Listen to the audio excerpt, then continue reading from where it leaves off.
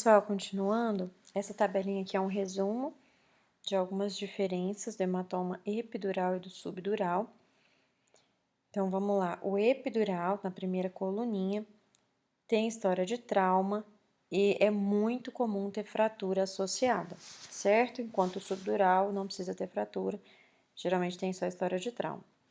O epidural, o formato do hematoma é biconvexo ou em lente, e o subdural, o formato é em crescente. O epidural, via de regra, não atravessa suturas, porque a dura está firmemente aderida às suturas, certo? Há exceções, por exemplo, quando o sangramento é venoso, mas lembre que mais de 90% dos casos o sangramento é arterial, certo? Então, quero que vocês gravem que não atravessa suturas, enquanto o subdural atravessa suturas.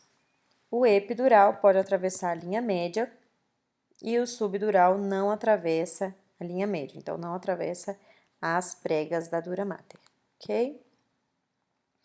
Passando agora para outro assunto, vamos começar a hemorragia subaracnoide. Bom, lembrando que o espaço subaracnoide está entre a aracnoide e a pia mater, e esse espaço normalmente contém líquor, certo? Causa mais comum de hemorragia subaracnoide, quer dizer, sangue nesse espaço, é trauma, seguida por rotura de aneurisma, no caso do AVC hemorrágico, certo? Hemorragia subaracnoide, algum grau de hemorragia subaracnoide vai ser encontrado em quase todos os TCEs moderados a graves, tá? Então, é bem comum. E a causa é laceração de artérias ou veias corticais ou extensão de outras hemorragias, certo? Então, sangrou para o espaço subaracnoide. É mais comum em torno das fissuras silvianas, lembrem que são os sulcos laterais, né? E nos sulcos adjacentes aos giros contusos. Então, por exemplo, o trauma foi aqui, né? A contusão, onde que bateu, foi aqui. É comum que tenha sangramento aqui nesta região, né? Então, mais comum nas fissuras silvianas ou nos giros adjacentes à contusão. Aqui é um exemplo. Então, lembrem-se que os sulcos devem estar hipoatenuantes na tomografia, então pretos, preenchidos por líquor. Se tá assim, branco, desenhando os sulcos, então isso aqui é sangue, isso aqui é sangue, isso aqui é sangue, certo? Esse desenho aqui dos sulcos, onde era para estar preto, que seria líquor, é sangue. Isso aqui é hemorragia subaracnoide. Aqui é um caso também bem extremo, como o outro também. Isso aqui tudo é sangue. Observem as cisternas e os sulcos, as fissuras, tudo preenchido por sangue, tá? Aqui também, então, nesses casos que eu tô mostrando aqui, tá mais bonito de ver, né? Não tá só o sangramento aonde bateu, né? Tem um sangramento bem significativo. Aqui tá mostrando, na ressonância magnética, tá? Em flare, o hipersinal também dos sulcos aqui preenchidos por sangue, ok? Nesse caso aqui, pegou só essa região. Isso aqui tudo é sangue preenchendo os sulcos. Isso é hemorragia subaracnoide, tá? O diagnóstico é por imagem mesmo, a gente consegue falar o diagnóstico. Dano axonal difuso. Bom, dano axonal difuso é uma forma grave de lesão cerebral, traumática, tá? Devido a forças de cisalhamento. Então, dano axonal difuso, você já pensa em trauma grave.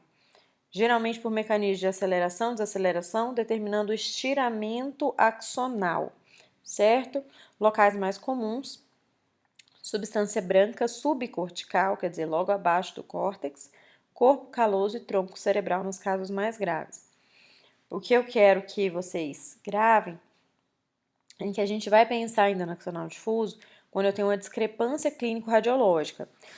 Então, gente, o paciente está muito ruim, tá? Tá muito rebaixado, tá com um Glasgow bem baixo, mas a TC dele tá normal, ou quase normal. Então, a gente não encontra correspondência entre a tomografia e a clínica do paciente. E aí, você pede a ressonância, tá? Prossegue a investigação com ressonância magnética para esclarecer, ver lesões pequenas, né? Lesões não hemorrágicas, enfim. Então, as lesões geralmente são pequenas, múltiplas, podem ser hemorrágicas ou não hemorrágicas. As hemorrágicas vão aparecer hiperatenuantes, com leve edema adjacente, quando eu tenho lesão vascular associada, como a gente vê nessa tomografia. E se não hemorrágicas ou muito pequenas e sutis, a ressonância é muito superior, tá? Então, sempre pensar se houver dissociação clínico-radiológica.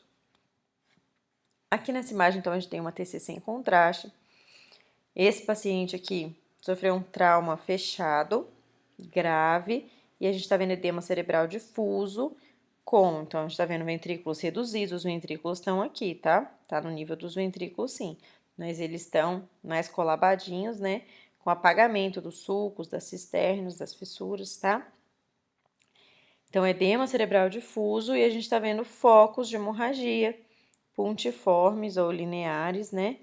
Na substância branca, no mesencéfalo, né? E no tálamo aqui à esquerda, ok? Nesse caso aqui, gente, o paciente teve um acidente, sofreu um acidente automobilístico e olha a TC dele, tá passando, né? Tá até tranquilo, com Glasgow de 8.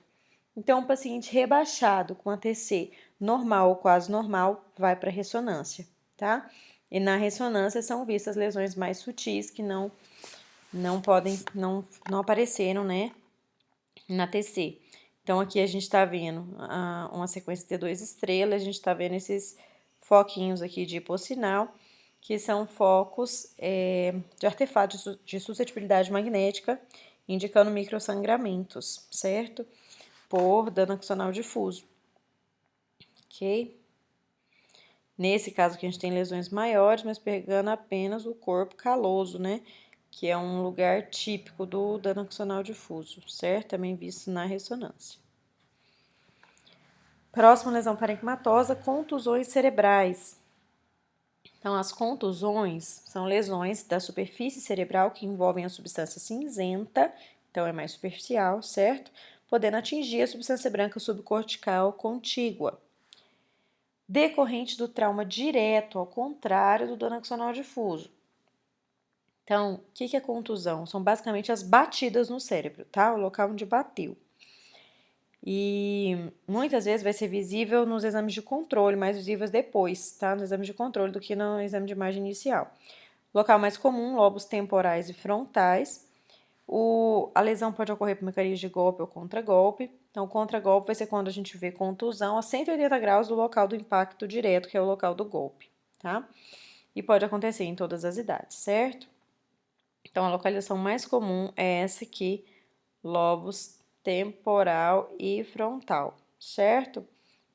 Então, o que acontece? O cérebro bate contra a calota craniana, e aí onde tem as superfícies mais rugosas ali da fossa anterior e média, é onde mais ocorre as contusões.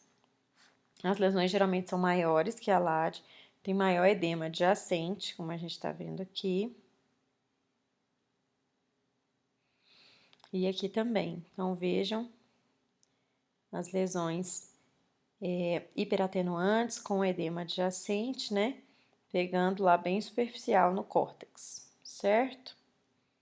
E aqui é um resuminho das lesões cerebrais parenquimatosas. Então, vamos lá. Contusões corticais, só para a gente relembrar. O cérebro sofre impactação no crânio ou na dura. Então, o cérebro bate contra, né, a calota craniana ou a dura mater e causa machucados cerebrais nas cristas girais. Em geral, múltiplas, frequentemente bilaterais, e o aspecto anteroinferior dos lobos frontais e temporais é o local mais comum.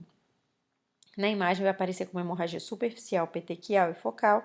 Edema e hemorragia se tornam mais aparentes com o tempo, lembra que eu falei para vocês que é mais visto no exame de controle do que no inicial. E na ressonância, a sequência mais sensível é o T2 estrela. Dano axonal difuso é a segunda causa mais comum de lesão intraaxial. Polpo córtex, então geralmente vai ter uma substância branca, subcortical ou profunda. Lembrar que tem a dissociação clínico-radiológica, então é isso que está falando ali, score baixo da escala de coma de Glasgow, frequentemente com alterações leves ou mínimas no exame de imagem inicial, tá? Então, paciente rebaixado com exame normal, quase normal.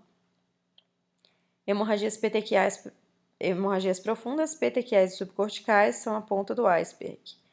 T2 estrela é a sequência mais sensível. Então, o dano axonal difuso é uma lesão mais grave, né?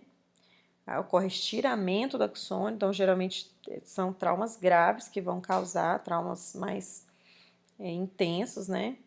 Porque tem que ter o aceleramento. O aceleramento causa força de cisalhamento para estirar esse axônio. E geralmente não é vista na tomografia, certo? Lembrar então, dano axonal difuso é dissociação clínico-radiológica, ok? Terminamos por hoje, meninos.